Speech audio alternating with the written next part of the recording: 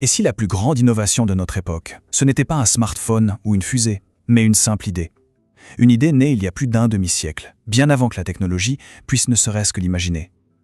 C'est l'histoire d'une vision qui a dû patienter 55 ans pour, enfin, pouvoir changer le monde. Eh oui, 55 ans. Notre histoire ne commence pas dans un garage de la Silicon Valley, non.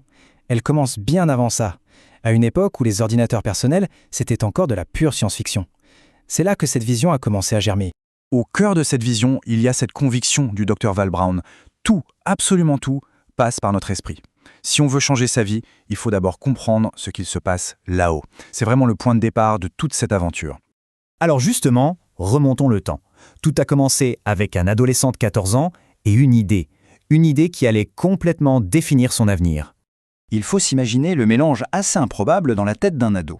La rigueur des maths et de la physique, la profondeur des philosophies orientales comme le bouddhisme ou le taoïsme, et puis une touche de Sigmund Freud. Un cocktail d'idées pour le moins détonnant. Et c'est là que tout bascule. Le jeune Val Brown est en train de lire Freud.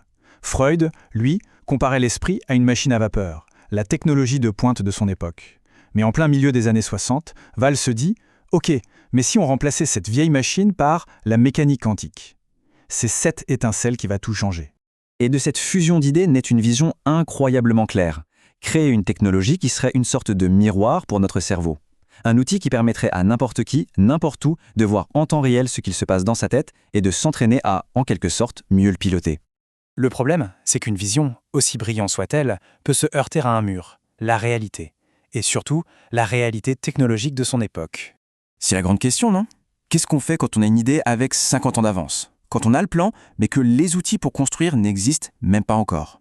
Eh bien, la réponse a été assez simple et surtout pragmatique. Les ordinateurs qui auraient pu faire tourner un truc pareil à l'époque, ils faisaient la taille d'une pièce et coûtaient une fortune. Donc l'idée était mise de côté, sur une étagère, en attendant que le monde soit prêt.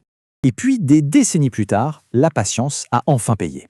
Le monde a changé et les pièces du puzzle ont commencé, enfin, à s'assembler. Parce que l'idée, elle, n'avait jamais disparu. Le Dr Brown, qui entre-temps était devenu psychologue, l'a gardée précieusement en tête. C'est sa collaboration avec la Dr Sue Brown qui a vraiment servi de catalyseur.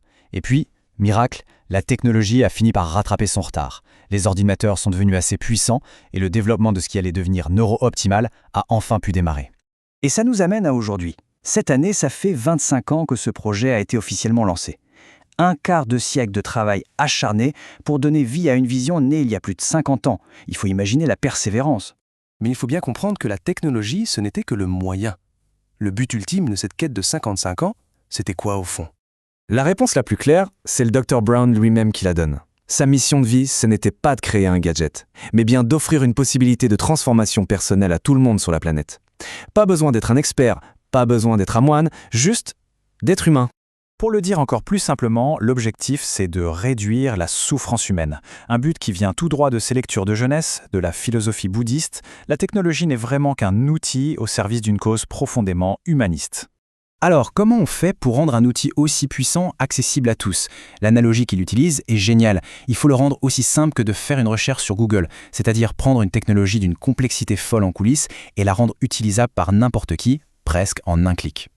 Et d'ailleurs, la mission est loin d'être finie. L'objectif aujourd'hui, c'est de continuer dans cette voie, rendre la technologie encore plus petite, encore plus simple, encore plus accessible pour qu'elle puisse vraiment atteindre chaque recoin du globe. La quête de l'accès universel, elle continue. Tout ça nous laisse avec cette question finale, qui est un peu l'aboutissement de ces 55 ans de vision. Et si demain, la transformation personnelle devenait vraiment aussi simple, aussi accessible qu'une simple recherche sur le web? Un monde où il suffirait de chercher en soi pour trouver les réponses. Voilà une idée qui donne à réfléchir.